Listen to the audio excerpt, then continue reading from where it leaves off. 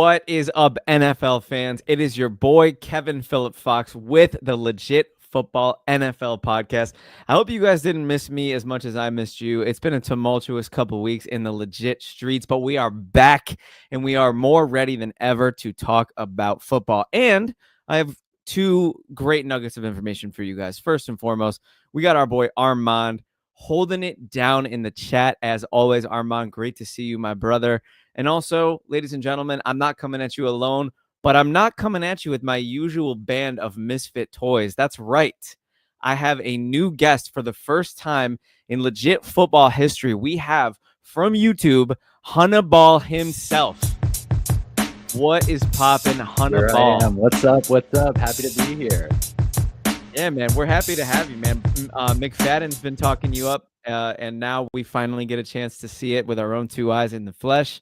Hunnaball, why don't you tell us a little bit about yourself and a little bit about your relationship with NFL football?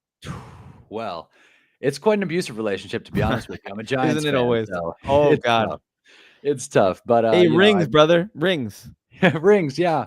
Well, funny thing about that, I started watching like 2012, so, I didn't really get to experience the rings I was after. I was like, this team looks good. And I was like, now they're not, but it's okay. It's all good. I think they've lost the most games since 2012 out of any team. So that wouldn't surprise me, unfortunately. Yeah. So some people think that I'm a curse to the organization. So if any Giants fans are watching, it might be me. Could be my fault.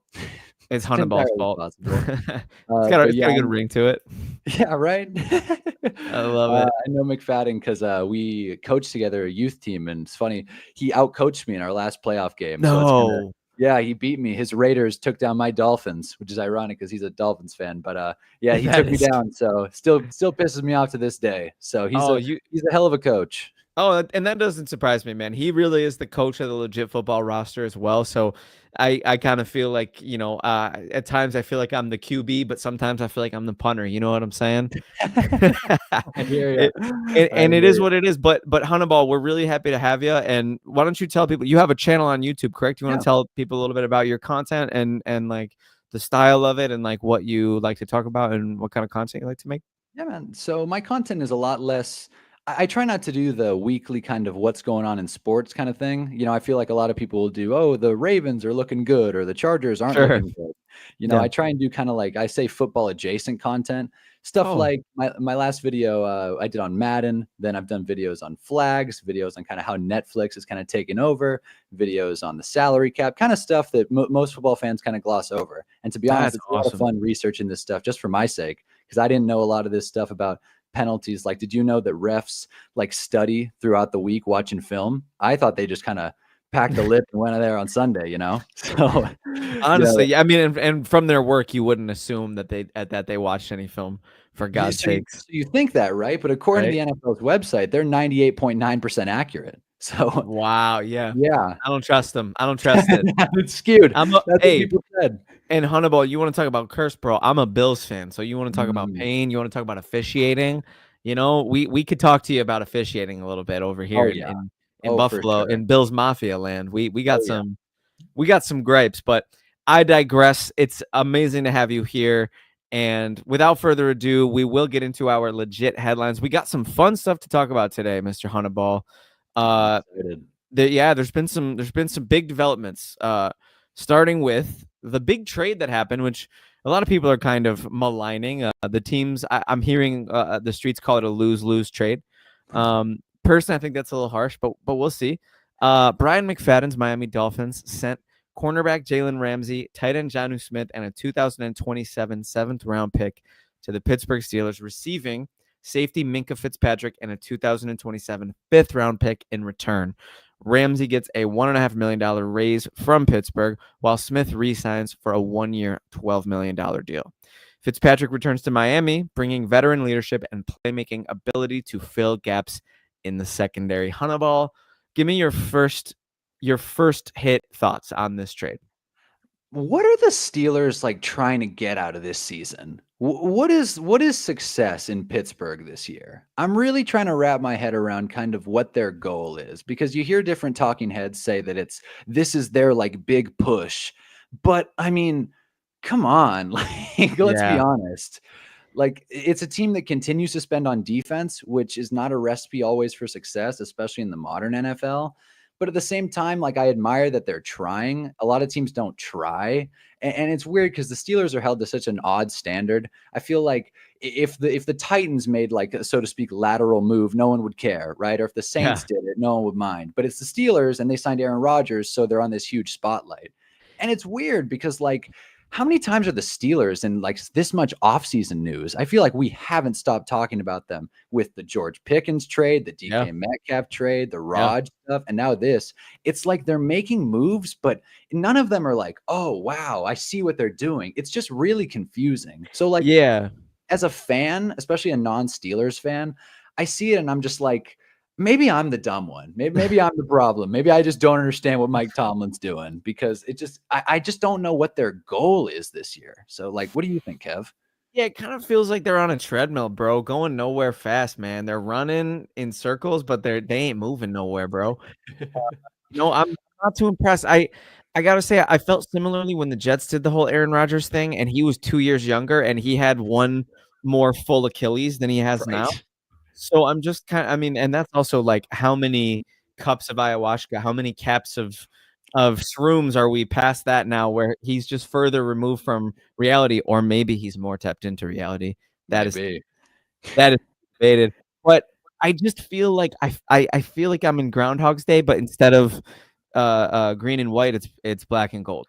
I feel like we're gonna run it back, and it's gonna be the only difference is I don't think the Rodgers show is quite tumultuous enough to sink Tomlin the way it did Saleh and the rest of the Jets organization. I think this will probably go down as a blip in the Mike Tomlin era of like, will it break his streak of continuous winning seasons? How many in a row is it now? Like 9? 10?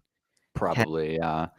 But like winning season, like 9 wins. It's like It's congratulations, you know? it's a subject. Well, it is actually an objective term, but I think applying winning to it or like looking at it as a positive is objective, right? Like you could say, are you really successful if you win 9 games, get to the wild card round, and get booted in the first round? Like at this point, you got to think, and this is kind of what I hoped that they would do, and they have not heeded.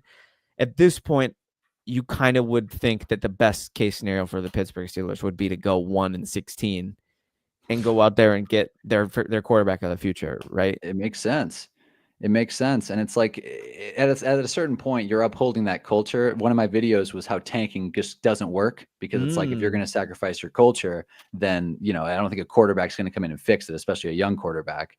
But the Steelers are a weird case because they have that established culture. And like, honestly, it's a little too stubborn. Like it's like, let's run the ball and get to the pass rusher and just forget everything else. And it's like, it's not the 70s anymore, you know, like it's just not fun to watch or digest. And like the Steelers, I think the last playoff game they won was like 2016, I want to say.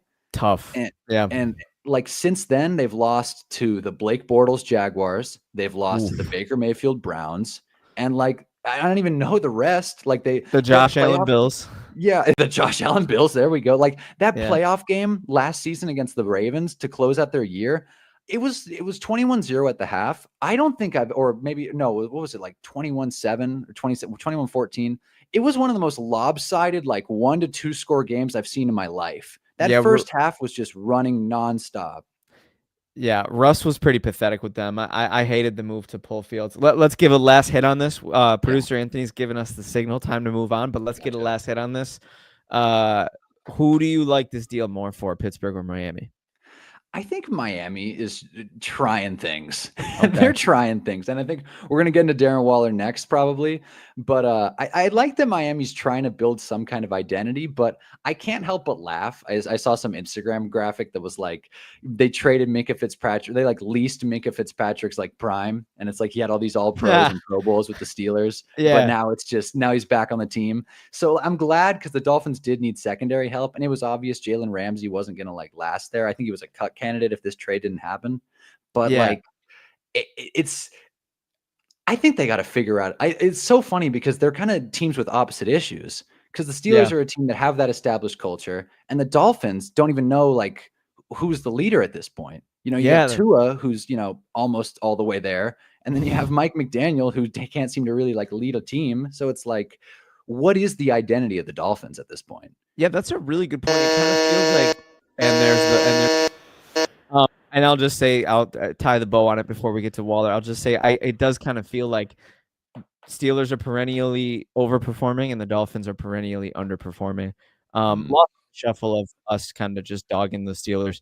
Janu's a good player and he reunites with Arthur Smith. There's a chance that there's something there, but for fantasy, I think that kind of null and voids Smith and Freiermuth, which is really unfortunate. But I forgot about Freiermuth. Yeah, not because the ink didn't dry on the trade before we had another trade come in.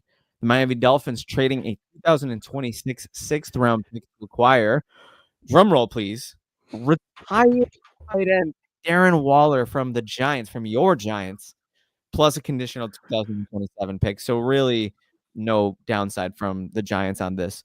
Or the Dolphins really kind of viewed as not a huge deal.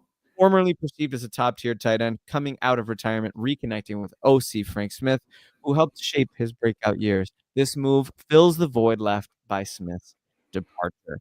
Honeyball, we got to talk about this, man. We got to talk about this Darren Waller thing. Are you touching Darren Waller with a 39.5-foot pole in fantasy football? I'm taking the Kelsey Plum approach. I'm going as far away from Darren Waller as I can. You know, nice. Just as a detach. Yeah, just don't listen to his music. Yeah, no. When I found out I didn't even know he was making music, and then I heard his rap song as we were going, as the trade got announced. And I'm like, hey, I can see why he's coming back to football, but at a certain point, he had some bars, man. He had some good lines in there. He had some clever little lines in there. It's tough to take the guy seriously going through his quarter life crisis. There's a lot going on in Darren Waller's head, I feel like, and it's, as a Giants fan, watching him kind of bum out that one season and then retire in the preseason the year after. It didn't leave a sour taste in my mouth because I was like, he's just underwhelmed. And we ended up basically trading Kadarius Toney for him. So it's like, what is the cost? It's just been a really strange trajectory. His whole career has been wild, honestly. Yeah. And we're all happy for the man. He overcame a lot of tough stuff early in his career. He went and had some really brilliant seasons, and were they Vegas yet? I want to say Oakland, but they might have been Vegas by then. I feel like it was a year in Oakland, probably. Yeah, he had some great years. We'll say with the Raiders, to make it easier. And yeah, I got a lot of love for who Darren Waller was as a player. Very legendary breakout tight end in fantasy football. He won a lot of championships. But of course, Father Time came for him, it seemed, with New York, and he talked about not wanting to quote unquote play fullback, which is why he retired. And now he's going to an offense with Mike McDaniel, where they kind of love those athletic, sort of positionless, like gadgety type players who kind of can just make a guy miss. I don't know if Waller still has anything left in the tank. I mean, he's had a lot of time to get healthy.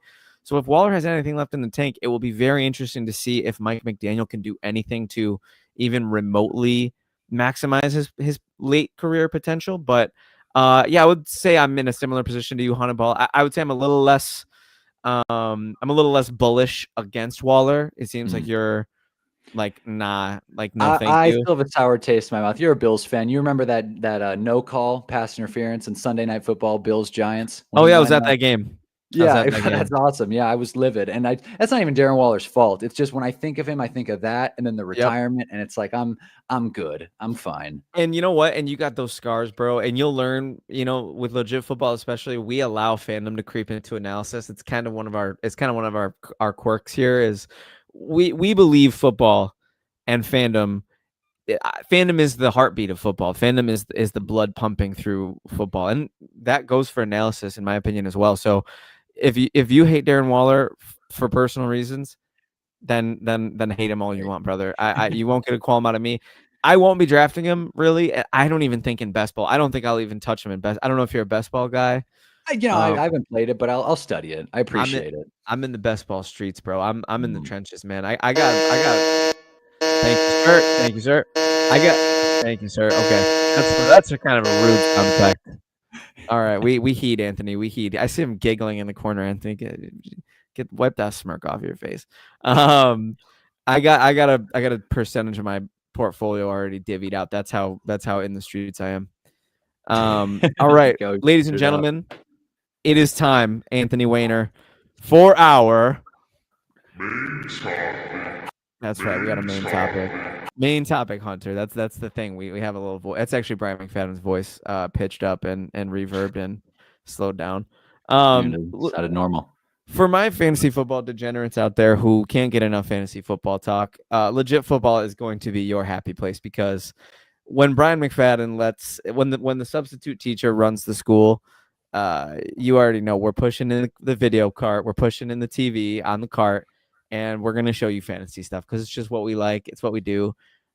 So you got the inmates running the prison, and Honeyball, we are going to get gross in fantasy football today. We are going to talk about our favorite picks from each round. We use sleepers, ADP, in half PPR scoring. Now, this is subjective. This is our opinion. So don't drag us in the comments if you don't like who we picked, or if we. What I'm saying is truth. I'm not walking back anything. There you go. I'll stand by all these guys. Honeyball saying it with his chest. I love it. And he's a YouTuber, so he has to have thick skin. Oh yeah, let me know. Oh yeah. Without further mustache, yeah. Yeah. Oh, dude, I almost shaved mine into a mustache today. Next time. Yeah, that would have been cool. Without further ado, let's kick it off with Honeyball's favorite pick in round 1 and why. So it's really tough because I look at round 1, and I'm not a big round 1 draft guy. Last year I got burned with Puka Nacua, and that really hurt. Yeah, but picking at a good chunk of time. Yeah, picking at the 1-2 turn. But this year I'm going to go pretty well. If I'm picking, if number 1 pick is the best pick to have this year, in my opinion, I think Ja'Marr Chase is the guy. I think Ja'Marr Chase is the safest pick. You look at Jettas with a new quarterback. You look at CeeDee Lamb. I just don't want to draft CeeDee Lamb. I'm just over it. I'm over the Dak thing. Can we talk about wait? What's your beef with CeeDee Lamb? He's a Cowboy, and actually he's won me a league before, but it's just something about Dallas that I'm just fading in general, to be honest.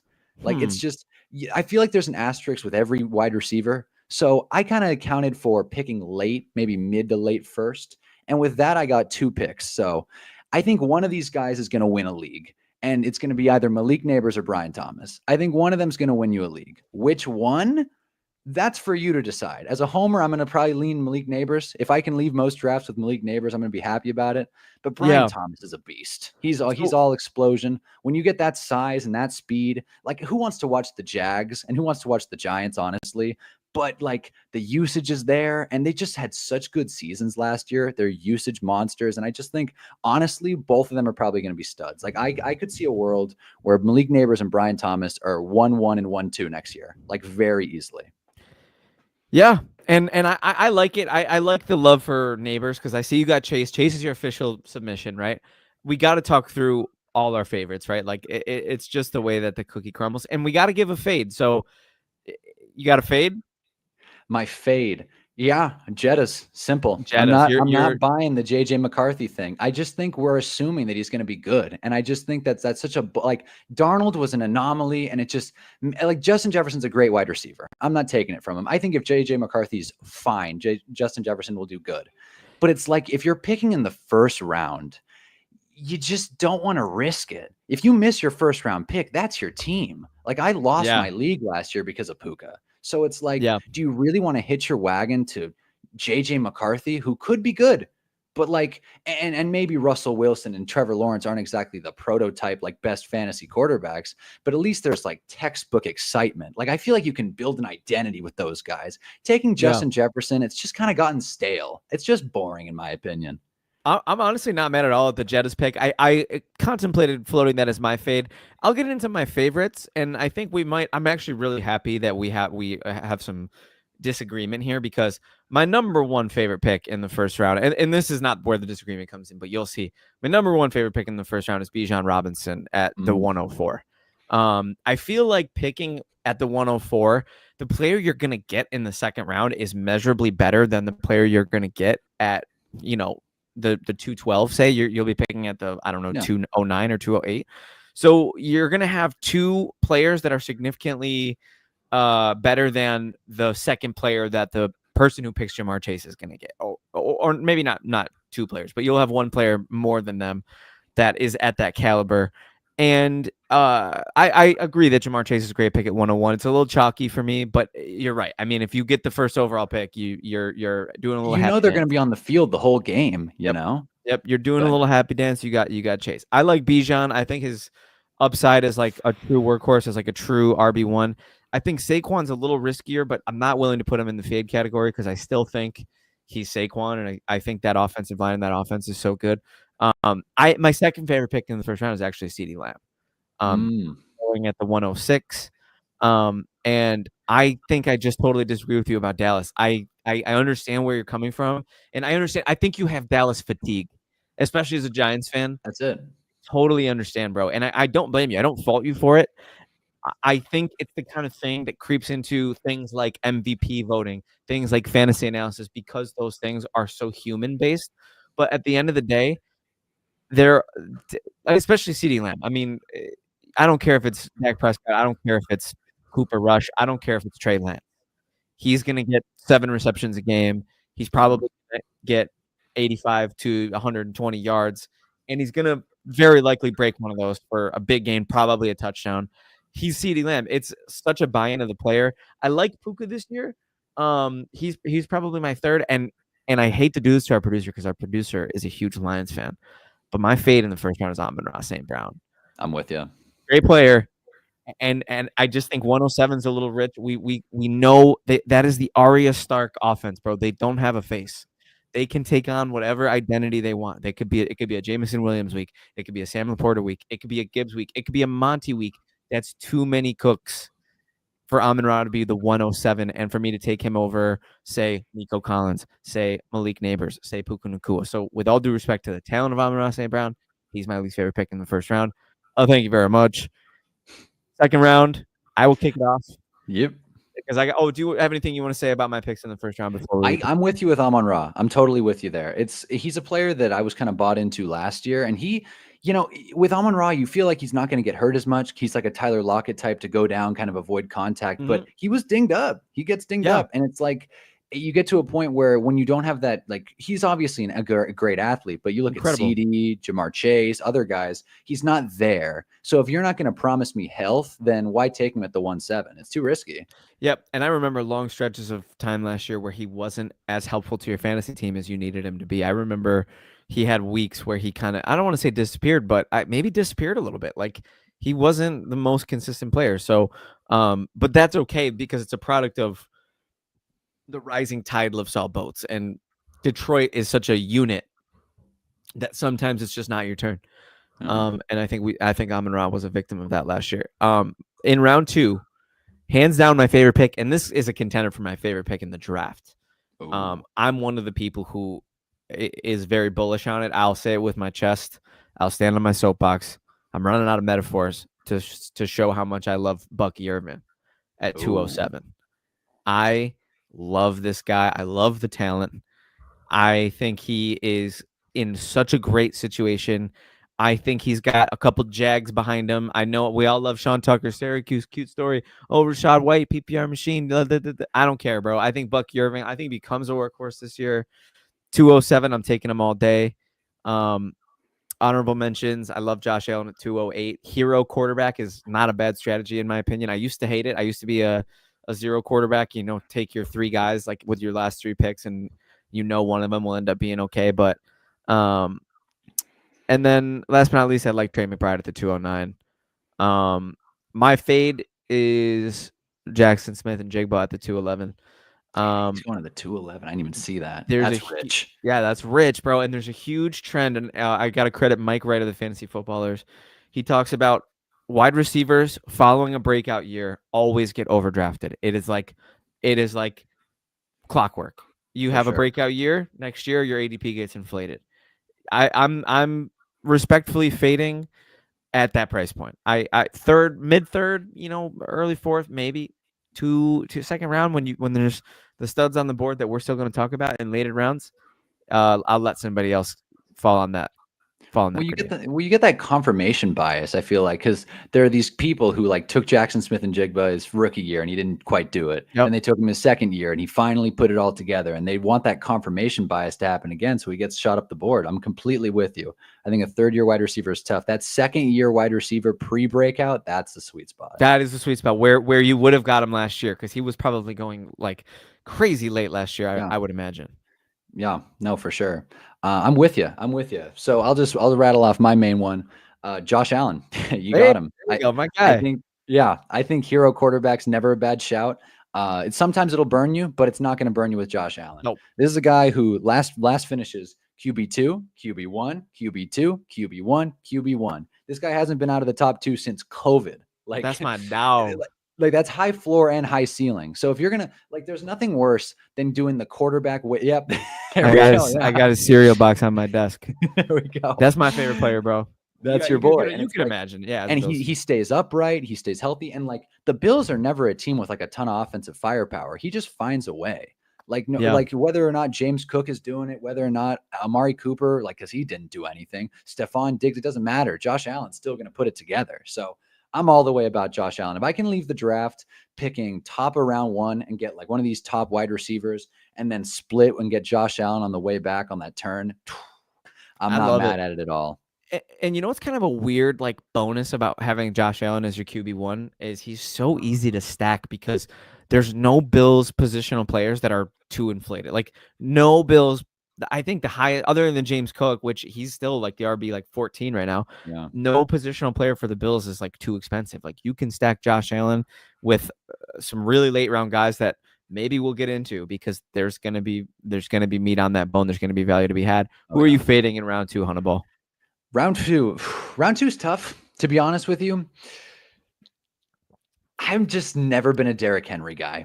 And I'm not going to buy in the year 31 or year 31, 32. He's old, man. I don't even know. He's old. Like, there's a lot of tread on those tires. And, like, Yeah. whether or not he can, the thing with Derrick Henry is he can keep doing it. He can keep being successful. He can keep, like, good for him. I'm happy. I don't want to touch it. I don't want to be the guy who took Derrick Henry his worst year. You are not going to be holding the bag when it goes off. Exactly. I would rather, because you like, I just don't think Derrick Henry's a league winner anymore. He's just not, like, he had a good year last year, and I know he put it together. I was going to say that he was definitively a league winner last year. I can't wrap my head around it. I'm just not, like, I watch him play and I'm just not buying it. Like, I can't. Like, you can have that stance. No you can draw that line in the sand every single year from now until 2030, and one of the years you'll be right.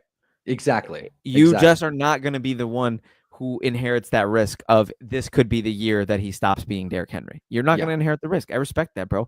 You got to have your clock that's right once a day. Yeah, you got to have your stances, man. And player ages, it happens, man. Like, that is a thing. Like, there's going to be some players that I'm going to talk about in my fades that are like, yeah, I'm ageist.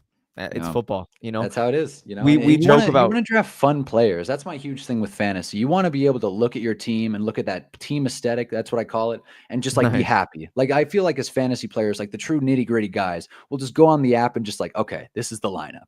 Yeah, and, like that. You got Derrick Henry in the RB spot. Yeah, you got to draft off vibes. They say that is kind of a popular 100%. Strategy. But the thing is, I mean, first of all, Derrick Henry's quite a fun name in my opinion. I like him. If he slides in a draft that I'm in, I would take him in the 3rd round. I don't want him in the 2nd, but we actually joke quite often about Brian McFadden, because he has these charts that show, like, correlation with players turning 30, and especially running backs. With running backs, I think it's like 28. He's like, in Dynasty, don't even offer Brian McFadden a running back if they're like 27 or older. Like, he will reject the trade and then send you a dissertation about why you shouldn't have sent the trade. I'm so serious. He's like the Leo DiCaprio of the league, huh? Oh, literally, bro. I think we might have made that joke before. I love it, bro. Hannibal fitting right in. There we go. All right, go. Hannibal, give me your round 3 takes. Real quick before we go to round 3, I just want to brush this by you real quick. How are you feeling about C-Mac as quick as possible in round 2? Oh God, that's a take your Tums. That's a you got to have a Alka-Seltzer stomach if you're gonna take Christian McCaffrey after what he's done. I think I'm just crazy enough to try it in some leagues. I'm the kind of person like with obviously I have a best ball portfolio and I already have investments in early July, so you already know what kind of a degenerate I am. I play in 15 to 18 fantasy leagues a year. I will probably have him on a couple of my teams. Just I can't miss the explosion if it happens. I'm with you. Did you see that picture of him? I think it was him, Luke McCaffrey, and one other player. The other player was way more popular than Luke McCaffrey, but I forget who. But he's looking ripped. C-Mac, like he's put on some pounds. Like he looks big. Maybe he's finally trying to like stop with the brittle bones allegations, man. Like maybe he's just time. It's time, man. Like if he stays healthy, if he gets the workload that he's accustomed to getting, he's a league winner, especially in the second round. I know analysts who are picking him in the first, they got him as their RB1. Well, he's 29. Like I feel like Christian McCaffrey's been in the league forever, but he's 29. Like there's the 28 drop off, but like it's not like he's like I see Derrick Henry as like old Bones Jones, but like C-Mac is still like fun and like spry. He doesn't have the same amount of tread on the tires either. Like he's got a lot less tread on those tires because of all the years he's missed. But the utilization is when it's high for C-Mac, it's high. It's every play. Yeah. So give me your third round takes, Hannibal. Yeah. So my third round take, I'm blanking on his. Let me pull up his ADP here. Here we go. Going at the 3-3 and honorable mention Jonathan Taylor because he was on the newsletter and I'm all the way bought in on that. Nice. Because I don't think the Colts passing offense is going to be all that. But my number one pick, and this is probably one of, if not the most abusive fantasy relationship in my life. I'm going T. Higgins. Yeah, he's toxic. He's been a volatile guy. Oh yeah, like I'm going T. Higgins. You look at like if I want to make one thing clear on this podcast, I'm all the way in on the Bengals just because like they got the targets and the defense is horrible. There's so much drama. Like they're going to be on the field the whole game. And when T. Higgins and Jamar Chase are on the field at the same time, T. Higgins is like such a 1B. He's not a wide receiver too. He missed like 5 games last season. He was the wide receiver 17, at least in full PPR. I'm not sure. He's a true alpha. He's a true alpha. He's a true alpha. He's not like a true alpha like Chase. I'm trying to like Tyreek Hill in his prime, Diggs in his prime, but he has the skill set of one. Like he doesn't get the workload, but he can sun you, bro. Like he can tuck you in and put your car seat on, bro. He's that kind of player. Yeah. T. Higgins, I had him on my team last year and I was in the consolation bracket and he just popped off. And it's the kind of thing, it's like you leave with those vibes and it's like, you know what? I'm gonna go one more time, T. Higgins. He got paid. No one else is on the team. So, now is not the time to fade the Bengals. I tried talking myself into James Cook. I couldn't. I tried. I couldn't, but he was an honorable mention, kind of half honorable mention, but T. Higgins. I think is James Cook. Is he? I think he's going in the 4. He's going 401. 401. Okay. Yeah. Yeah. So we can talk. There will be a James Cook conversation. Trust. Okay. All right. There will be a James Cook conversation. But so honorable mention. You had him, but we'll talk about that in the 4th. Yeah. I like it. I really like the T. Higgins pick. I'm not as bullish to say that he's my pick, but I don't hate the pick. I will be exposed to T. Higgins quite a bit in my portfolios in my fantasy gauntlet that I'm running. I gotta go. There's 3 that I really like, man, and I'm gonna kind of do like what I did with round 1. I'm kind of gonna be a little more rapid fire with these because we got a lot of rounds to get through, and I said, we got to get to the sicko rounds. We got to get to the sweaty rounds. Oh yeah. But I think I gotta go with my number 1 pick in this round. Between 2, I gotta go with Jaden Daniels at the 305. Wow. He's an excellent player, and if you miss out on Josh Allen and Lamar Jackson, the Jaden Daniels consolation prize is really, really good. I think he could be entering the stratosphere of Allen, Jackson, Burrow. I think he already is in terms of NFL quarterbacks, but in terms of fantasy quarterbacks, because we all know Mahomes is the best quarterback in the league because like 3 rings, MVP, yada yada. I hate him, but whatever. He's pretty great. Lamar might be better. He's great. But Allen, Jackson, Burrow, and now I think Daniels and Hurts. Really, let's be real. Let's be fair to Jalen Hurts here. He's got a good fantasy legacy. Those guys on your fantasy team, those are sleep good at night picks at quarterback. They just produce for fantasy football. And I think Daniels takes a little bit of a leap. I don't know if his stats. He was pretty gaudy last year, so I don't know if they'll be as as good, but the regression doesn't really scare me. I like Jonathan Taylor quite a bit, and I like Kyren Williams quite a bit. Oof. It's true. Hey, why would that mean I'm not salty? I said I like him. Come on now. You did do that. I am salty. I am still mad at you for that. He beat me in the fantasy championship, which I lose sleep over. It was Jahmyr Gibbs with 3 minutes left in that game when they were winning against San Francisco, running for like a 50-yard touchdown. That was the nail. Oh, that's brutal. By half a point. I wanted to throw up. Oh my goodness. Yeah, it was nauseating. I was actually on a plane and I couldn't have a meltdown because I was in public. I had to like contain myself. Yeah, I like Kyren Williams at the 308 and Jonathan Taylor at the 304 quite a bit as well. Great values, great running backs. I like having good running backs in fantasy. Zero RB was never my thing.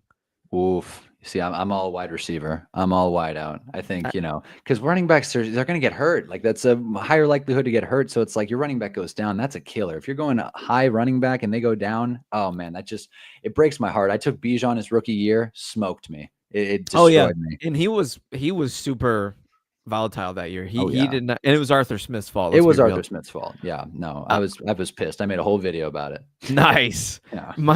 My biggest fade in the third round is Tyreek Hill, and there's no debating that in my opinion. 302 for what he gave us last year. What's different? What's better?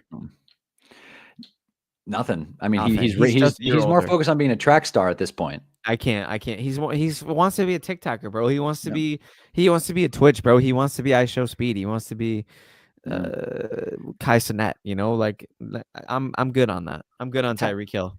Tyreek Hill is totally for the home league listeners. Tyreek Hill is totally the guy that the random dad will just be like, Tyreek Hill's good. I'll take him. And it's just like, you can have him. Sorry. Like, I'm going to do my research. And I'm not taking him. He might win you a league.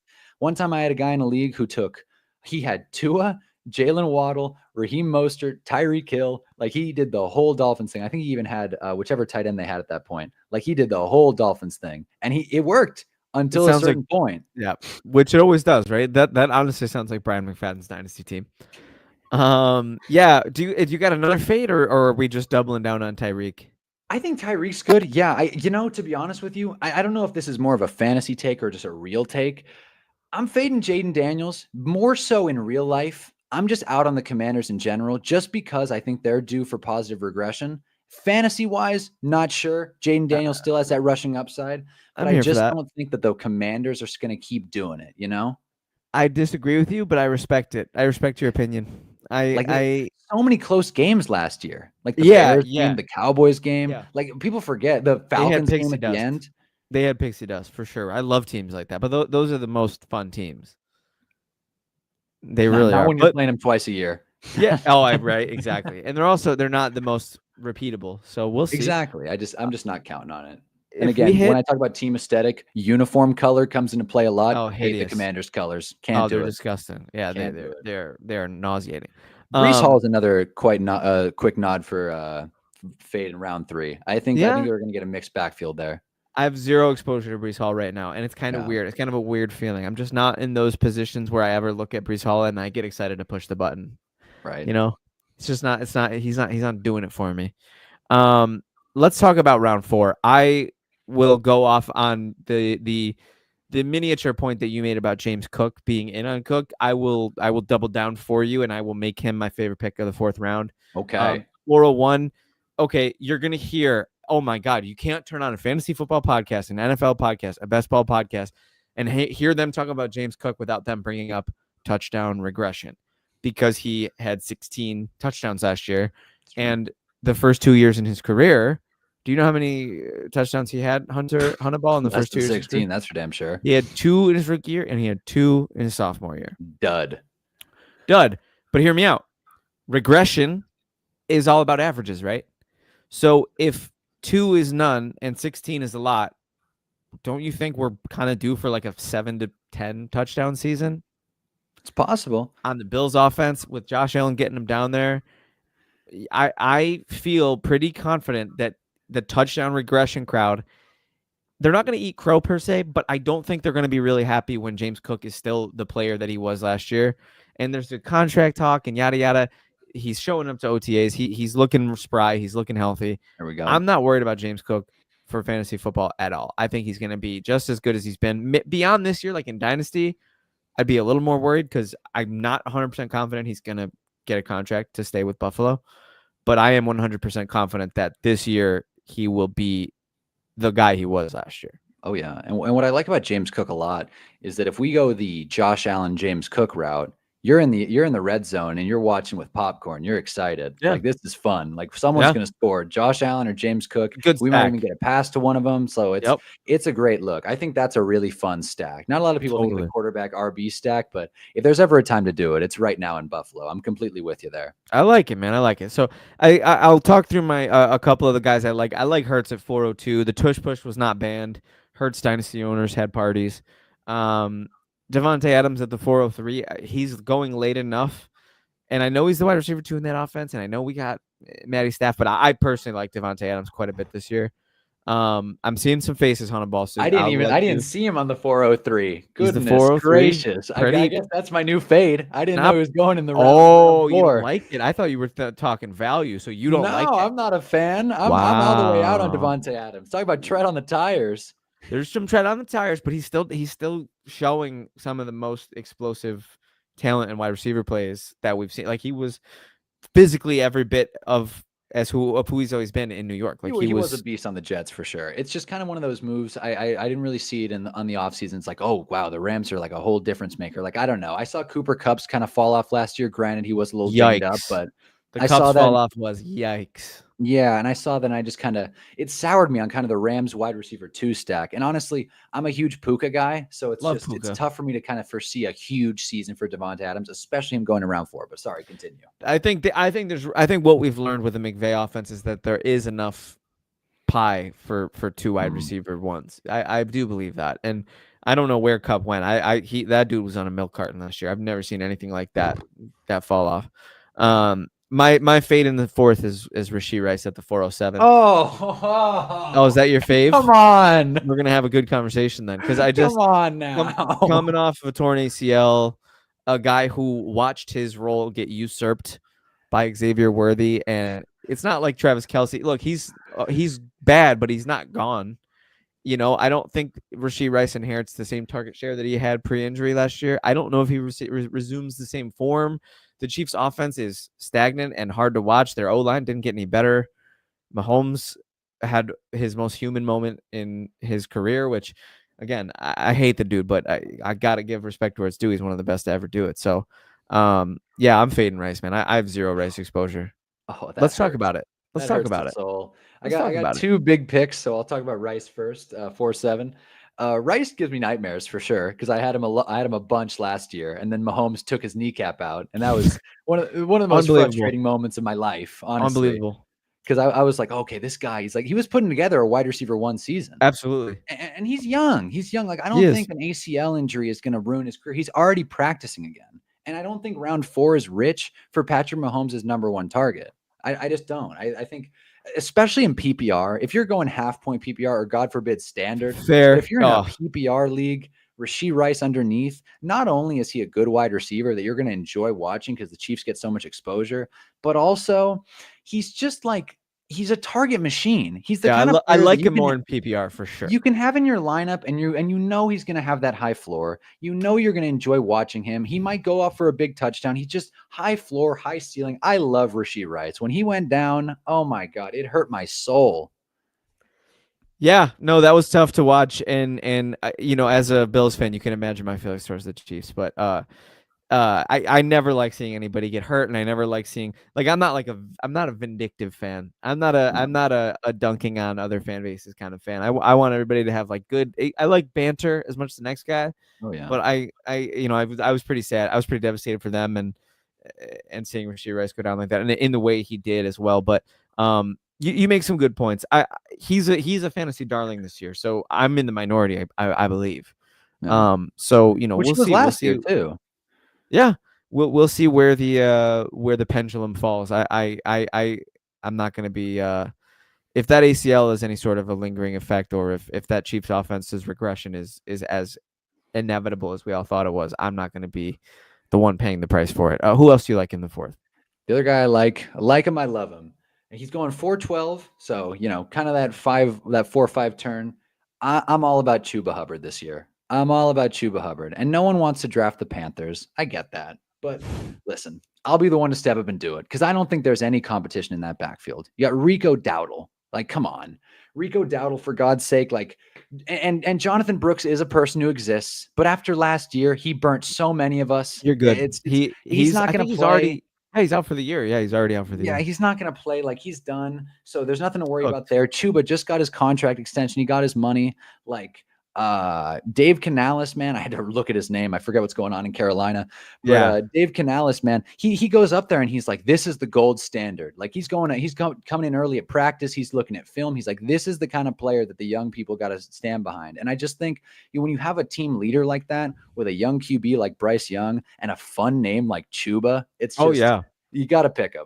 Chuba Hubbard, I might be more confident in him than Rashee Rice. Like I love it. And I'm a huge Chuba Hubbard fan as well. I actually am documented on this podcast years back when he was young, just dogging him.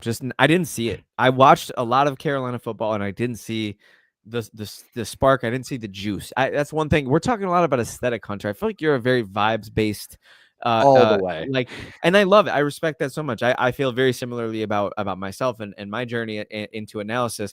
And I didn't feel the juice. But watching Chuba Hubbard last year, the juice was undeniable. I don't know if something clicked. I don't know if the coaching staff gelled.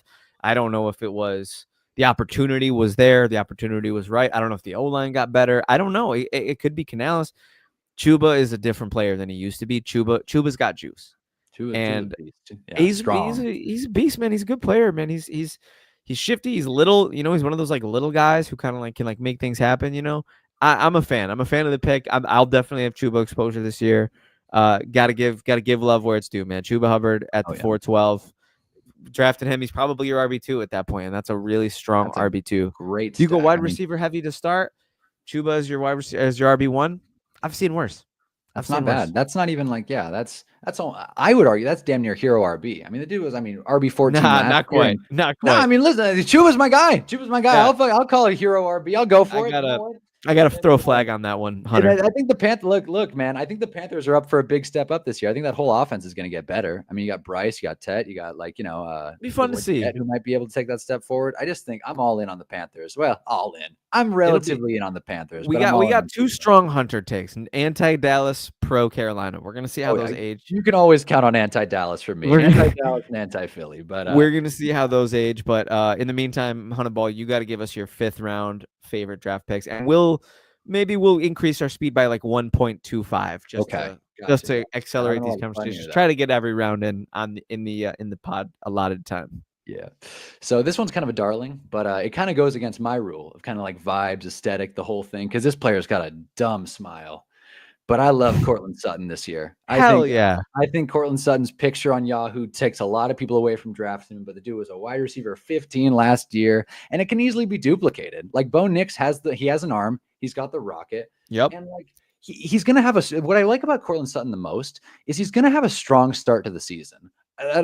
First 4 weeks, he gets Tennessee, Indy, and Cincy. So if you get Courtland Sutton, you're probably going to have a good start to the year. And what burned me last year, other than funny enough, dropping Chuba Hubbard, because I thought Miles Sanders was going to be the guy.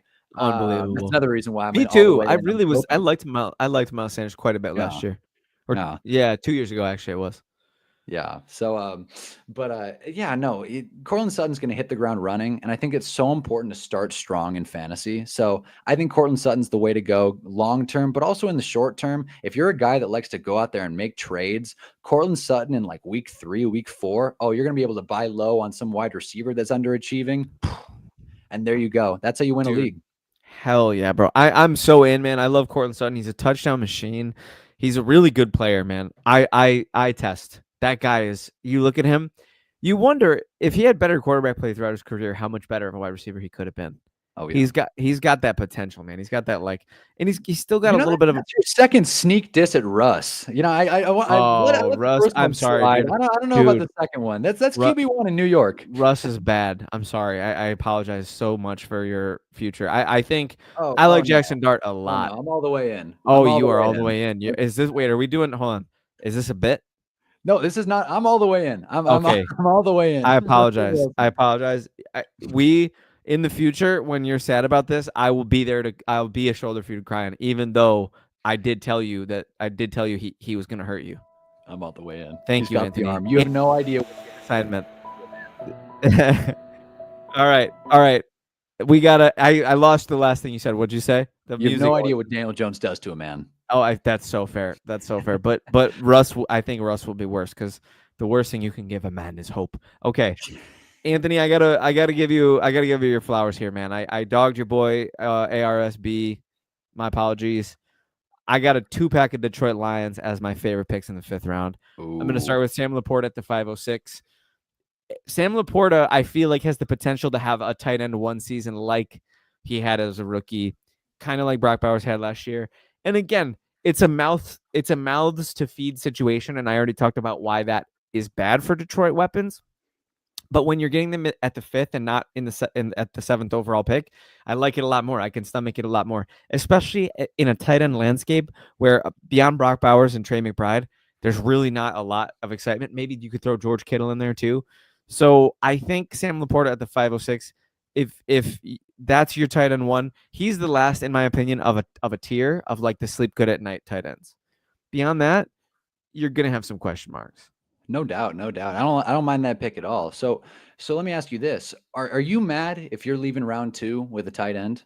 Like, are you mad if you're leaving with Brock Bowers or Trey McBride? Because No. I don't know about taking them that high. Not at all this year. I have Trey McBride as one of my favorite picks in the 2nd round. I really like those two. They're so good, and like I said, they're sleep good at night tight ends. You're gonna have to make up for it later. But if you're a good drafter, if you're savvy like Honeyball and Kevin Phillip Fox and Anthony and anybody who listens to legit football, you can take a tight end early because you'll be able to make up for it down the line. Oh yeah. My second favorite pick in this round is David Montgomery for the same reasons. He's an absolute stud. He's going to score a lot of touchdowns. He had great utilization before he went down last year. That injury came at a terrible time in the fantasy season. Absolutely cooked people. I really, really am rooting for him to have a big bounce back year because the story of Sonic and Knuckles is just a beautiful thing. It's just something that we all love to see. And my boy Anthony and his twin brother Tyler, I just know that them watching the Lions this year, they're going to have a lot to celebrate, and I think David Montgomery is going to be chief among them. Well, really, I mean, let's be real. Jahmyr Gibbs is chief among them, but Montgomery is right up there. No, Jahmyr Gibbs is a beast, no doubt, but I like the Monty pick. I like the Monty pick a lot. Monty, I got a weird dynamic with him because I picked him his last season in Chicago, and that was tough. That was he was so bad. The amount of times he got stuffed on the 1-yard line. I kind of thought he sucked. I kind of thought he was a bad player. Yeah, no, so that's what I thought too. I'm like, this guy's just not good at football. And that's where I was with Javonte Williams last year. And then he bounces back with Detroit. And I'm like, what? Like, I missed the boat completely. Like, what are we doing here? It's insane. Like, who is this guy? Yeah. So round 5 fades, I'll give you mine quick and then you can give me yours. Same reasons I don't like Rice. I really don't like Pat Mahomes at the 509. If you're going hero QB, that is just not the guy. Wait a couple rounds and draft Justin Fields. Trust me. Thank me later. Shout out to Armand. If you're still around, Armand, I saw you commenting earlier. I'm in on the Jets this year. I think the Jets are going to be sneaky good this year. And then I really hate Hawkinson at 501. He's going ahead of Laporta at 506, but I don't think he's a sleep good at night tight end. No, I don't want, like, I had him last year and he cooked me, bro. I was in a blender because of the Hawkinson, man. I know he was hurt. He was coming off an injury, but I don't know if he's that guy anymore. We'll see. Hopefully I'm wrong because I got him in Dynasty, but I'm not in this year. Oh yeah. No, I'm all the way with you there. I didn't know Hawk was going that high. That sucks. That blows. That's wrong. Yeah. No, that's the kind of name I just kind of glossed past in the ADP. But yep, same. I'm with you there. I think my big fade for round 5 is going to be Olave. Good pick. Olave is the guy where it's like you draft him and your first thought is, how the hell am I going to get rid of this guy? Like how am I going to move him? Like that is so real. You like, the Olave owner was put, like, last year, my like in my main league, my Olave owner is pushing it every week. Who wants Chris? Who wants him? No one wants him. It's like you get to a certain point, it's like you're stuck. This happened in my league. That's a real thing. Yeah. Olavitis. Exactly. There it is. It's not clever. Yeah. He's bad, and he's in health. Obviously, let's be real here. Anthony likes the Jameson Williams. Yeah, you got to. Well, we're getting ahead of ourselves. This round 6. Anthony's jumping ahead here. He's jumping ahead. round 6.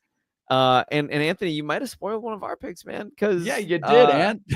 yeah, I got 3 picks in the 6th Okay. round that I like. I like George Pickens at 601. I know you hate Dallas, Ooh. but he's better on tape than his stats have shown because of the quarterback play he's had in Pittsburgh. Let's be fair.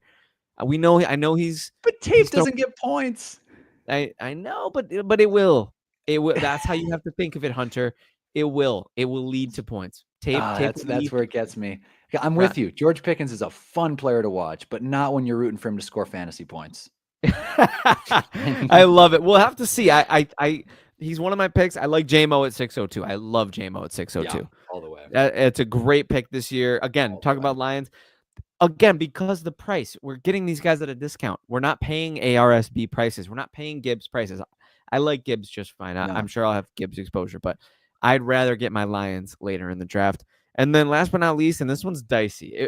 I was more confident about it a couple weeks ago, but RJ Harvey at the 612, the J.K. Dobbins signing, it really does scare me. It really is a bit of a thorn in the side of the Harvey drafters. You know, I was big on RJ Harvey, and honestly, I thought he was going in round 7. But you know, I'm with you. Like the J.K. Dobbins signing's tough, but I still think he's going to get a lot of work. I still think he's going to get a lot of work. I do too. He's got Joker potential. Yeah, no, for sure. I think. Sean he Payton screams Joker. Alvin Kamara part 2. Yeah, I completely agree.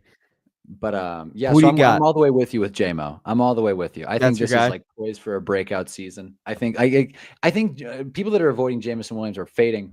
They're overthinking it. Like he's quick, he's fast, hell, he's speedy. He checks off all the boxes. You know, he's fun to watch.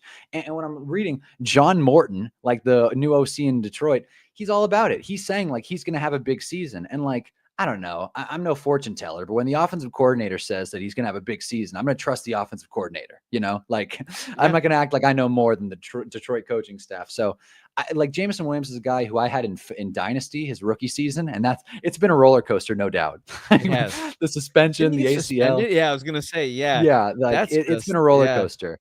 But finally, it's all coming to fruition. It kind of, with Jameson Williams, it kind of feels like this is like his second year breakout opportunity because he had the injury, because he had the suspension, and he kind of like did do some things last year, but he didn't like win leagues. I think this is the year he steps up.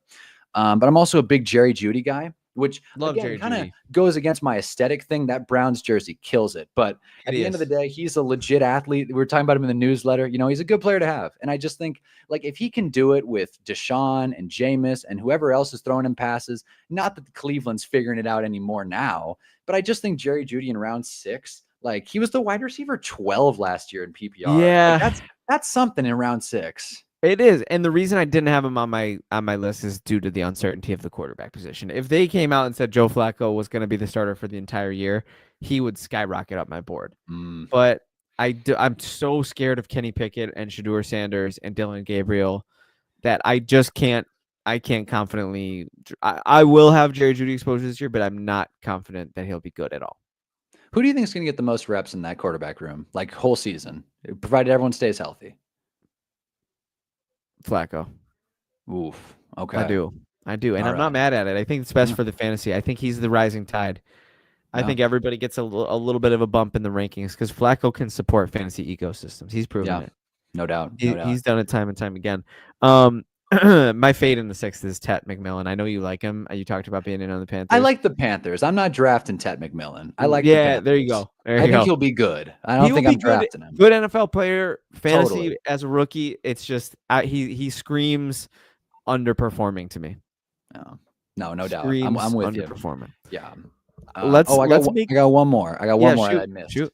One more boost, and I'm curious how you feel about this. At the 6-3, if Josh Allen's off the board, I want one quarterback. Baker touchdown maker. I'm all the way in. That's a great pick. I think you draft Baker Mayfield. It's all about building an identity, right? You get a fun player in round 1, you build that aesthetic out, and then you get Baker as your quarterback, QB4 last season. And it's just like, even if you lose, at least you can say you got your guys, you know? Dude, imagine the Baker Bucky stack. That would be a dream, bro. Oh yeah.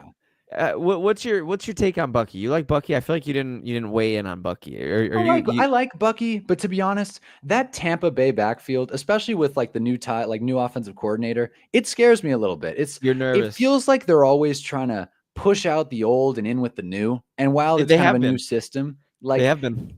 it's just tough for me to buy in. Like I drafted last year. I made some brutal decisions in week 1. I dropped Bucky. I dropped Chuba. Like it was a killer. I was all the way You in. had 2 And then starters. I saw week 1 and I panicked. I was like, you know Oh, what? I man. gotta, because I lost. And then Puka went down. I'm like, I gotta win now. So Diamond I hands, dropped bro. Bucky. You gotta have diamond hands. I know I gotta have diamond hands. I panicked. This is my main league, and this is coming off a last place finish the year before. So I needed to figure it out quick. So I panicked, but I like Bucky. I like the Tampa Bay offense, which we'll find out later more. But Baker's my guy. I think Baker's a really fun fantasy quarterback to have. I had him and Jordan Love last year. And for some reason, I was too cowardly to start Baker most of the weeks. This year, I'm not making that mistake. Killed me down the stretch. Yeah. I kind of stuck with him through the tough weeks, and he cost me money. He cost me a considerable amount of money. Oh yeah. Let's make round 8 our last round that we do, or round 7, I should say, our last round that we do for this episode, and let's have a follow-up episode.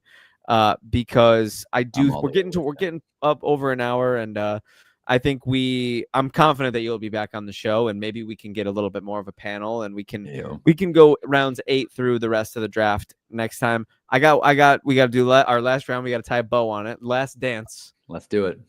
So why don't you kick me off with your favorite picks in round 7? All right. So I got 2 because I thought RJ Harvey was going round 7. I misread the ADP. All good. But I got 2. And one of them is a bit of a homer pick. I love Tyrone Tracy. I think Tyrone Tracy's a beast. Any Giants fan likes Tyrone Tracy. This is a guy who I've been watching him on the social media vids because the Giants have done a real social media push this offseason because of Jameis, Russ. They're going bowling. It's fun, right?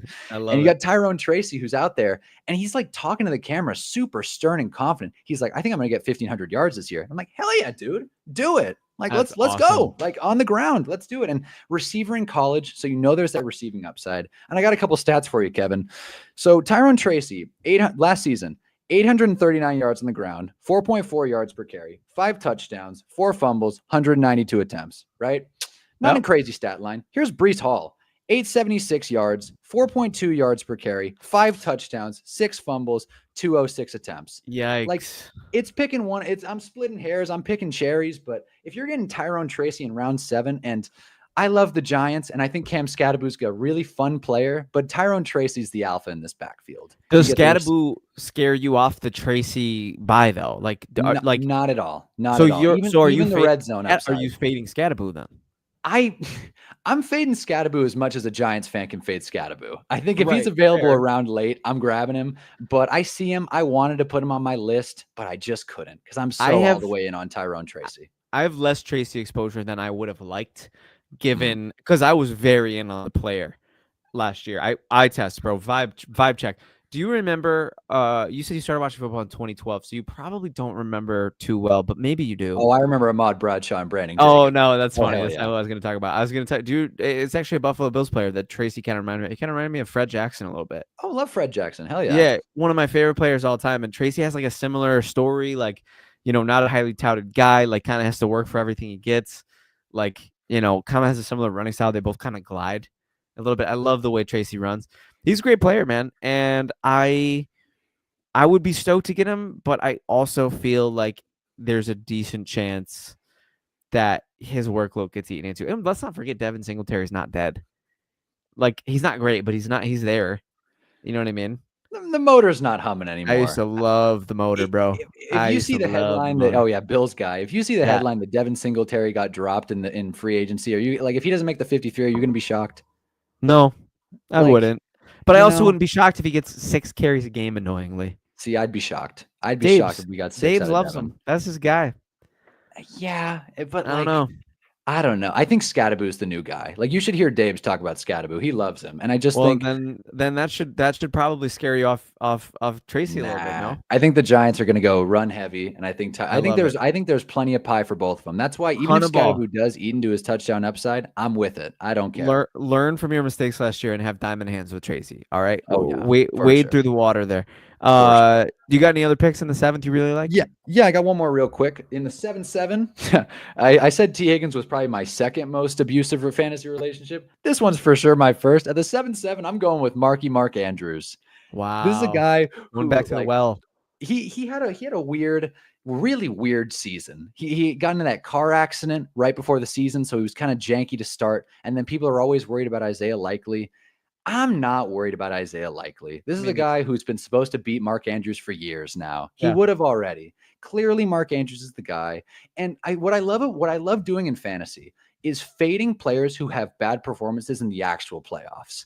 The Mark Andrews drop is in everyone's head. Everybody remembers it. Haunting. So haunting. And people think, okay, well, he's not good because he blew it. But that's not in the fantasy season. I don't care. He had a good season, a weird season. He closed it out kind of strange, but he had a really good middle chunk there. He was the tight end 6.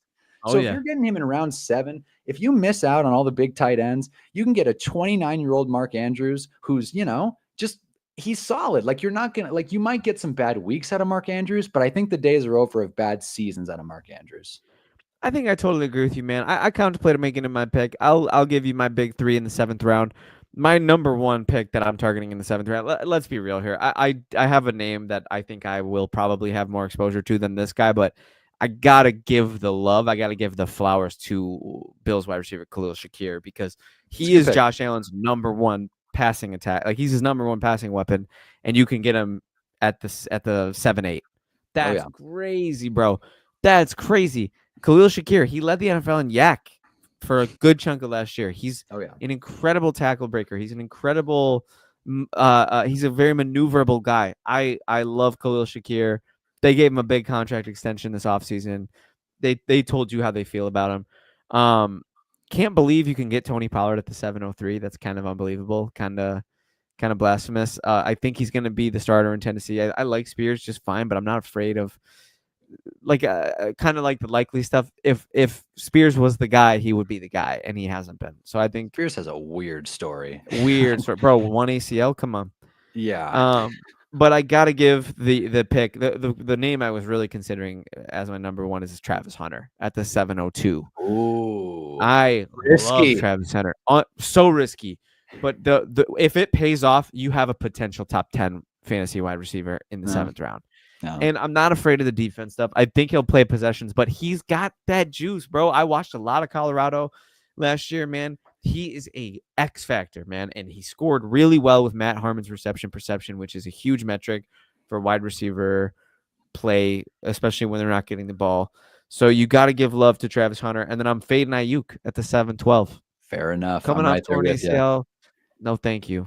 I'm right there with you. That's another player. Can't get excited about Brandon Ayuk. Nope. You're never going to press the button and be like, woo, I got Ayuk. Yeah, let's go. Exactly. That's another, like, who wants Ayuk? Who wants to trade Ayuk? Yeah. He's going to be the guy who it gets uncomfortable in the room. They keep cutting to him in the draft room. They're showing him with his hat on. Yep. Waiting to get picked. That's going to happen in fantasy drafts here with Ayuk. And somebody's going to go, all right, I'll take him in like the 9th round. I really think there's going to be even more of a slide there. Great way to put it. Yeah, he's the all right, I'll take him. Let me ask you about Travis Hunter real quick. Yeah. Do you think he's going to eat into a considerable amount of Brian Thomas's reps? Like, is that a reason that you would fade Brian Thomas? No. I like them both. I think Trev's going to have the best season of his career. I still don't know if he's that guy, but I think he'll have the best season of his career, and he's a turnover-prone quarterback. So it's very possible that the Jaguars are in shootouts because Trevor Lawrence is going to be he's going to Trevor, and hopefully he can put it together, because if he doesn't, I think you can call up. It's weird to call a player who got that contract a bust, but he's kind of infringing on. You think? Like, you can call him a bust with me. Like, I made a big point in my tanking video to say that Trevor Lawrence was the can't miss prospect that we've been watching since high school, and he still can't figure it out. So yeah, if he can't do it with this squad, like Tank Bigsby in the backfield, who might, they don't really have much of a run game. We'll get to that. I actually like ETN quite a bit. I think he bounces back this year. Woof. All right. Okay. I like that. I mean, I don't agree with it, but I like the aggressiveness. That dude. And you know what? One thing that I always hear fantasy analysts say that I think is some of the best advice: you have to draft like you're right. Because if you're too tepid and you're too lukewarm, then you'll have just a mixture of other people's takes, and you'll be kind of in no man's land. You have to draft like you know what's going to happen. You have to call your shot, and you have to draft like you're always right. For sure. That's the way to do it. And we don't play fantasy to take fourth. Like, let's be Right. real. Like, it's Hundred percent. your first, middle, or last. There's no, Yep. like, I'm sure you're not thrilled about your second place finish. Like, Dude, it blows. I had listen to this, bro. I told you I was in 14 season long leagues last year. I'm not even exaggerating. This is I'm gonna sound like such an a-hole right now, but I was in 9 championships. I was in 9 fantasy championships. I won 1. I was sick to my stomach. I was like counting all the money. I was like, I'm gonna get my girl a Coach bag. I'm gonna get a new puppy. And I ended up was like, okay, well, I guess I can pay rent now. Yeah, I guess I broke even with all my second places. But anyways, Hunter, this has been Anthony. All right, come on now. And on that note, no, Hunter, this has been such a blast. Anthony, thank you so much for being here. To the 570 people watching in the chat, we appreciate y'all. Let's get a little active in the chat next time. We'll make sure that you guys have some prompts to get involved. But the dog Honeyball, we're really happy we had you on the show, man. McFadden's been telling me about you for a while, and you are just as electric as advertisement. I had a blast podcast. I appreciate that, sir. And I appreciate you guys having me on. It's been a lot of fun. I'm super excited to get involved. Hell yeah, man. So next episode, we'll do rounds 8 through the end of the draft. Hopefully we'll have more of the usual suspects on here. Honeyball, anything you want to say to the good people? Want to tell them where they can find you? Yeah, done deal. Yeah, find me on YouTube. Honeyball just made a video about Madden. So if you're an EA hater like me, check it out. It's a good one. Yeah, I'm a little pressed by EA right now, to be honest with you. I'm a little I don't know if I'm gonna get the new one. To tell you the please truth. don't.